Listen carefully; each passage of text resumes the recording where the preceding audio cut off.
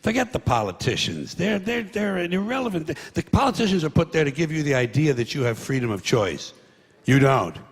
You have no choice. You have owners. They own you.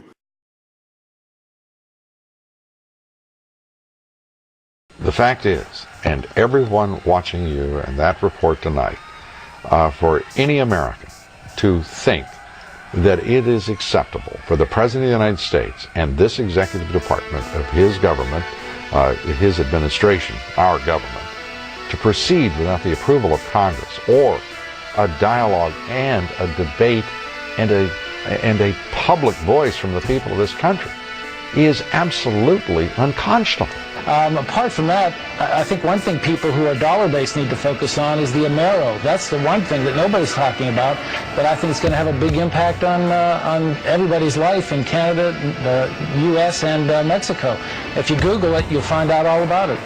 And some mindless and uninformed people are suggesting that this is not even occurring. I saw a number of articles suggesting, well, this North American Union just isn't happening. It's a fiction, as some wild conspiracy theory.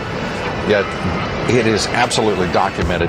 This administration continues to deny what is happening right in front of us, although it is happening with stealth and with secrecy. It's happening. Well, you could tell us a little bit more right now. You always hear it on CNBC, don't you? The Amero is the proposed new currency for the North American community, which is being developed right now between Canada, the U.S., and Mexico to make a borderless community, much like the EU, and the dollar, Canadian dollar, U.S. dollar, and Mexican peso replaced by the Amero.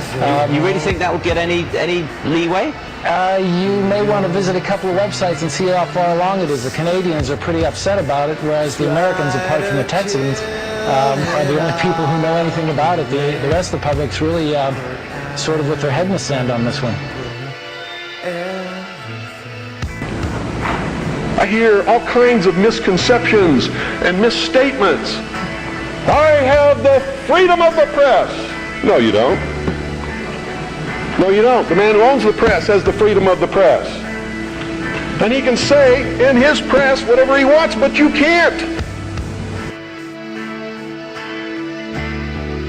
We need to stop this administration from abusing its power again by attacking Iran. We need to stop this administration from further undermining of the Constitution in the time that we have left, and we need to let the next administration know, no matter who it is, that they will not be able to violate this Constitution, and they will be expected to restore our Constitution. This is our Constitution. It doesn't belong to the Democrats. It doesn't belong to the Republicans. It belongs to the American people, and we will insist that it be reclaimed.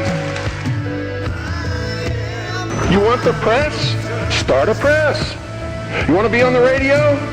Do it. But stop whining. Stop bitching. Stop complaining. That guy that owns the press, that's his press. He can do with it what he wants. Just like you do with your car what you want because it's your property. He doesn't owe you anything unless you've got a contract with his signature on it that says he will print what you say. If you can't produce that, he doesn't owe you anything. That's America. You know what's wonderful about America? You can have a press. Massive failures all around us enter into the calculation in any answer to my question.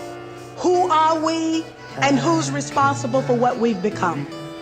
From the lies to our servicemen and women and to all of us about Iraq, to the still unanswered questions about September 11th, the Congress has failed in its oversight of the executive branch, and the American people have failed in their oversight of the integrity of our political system.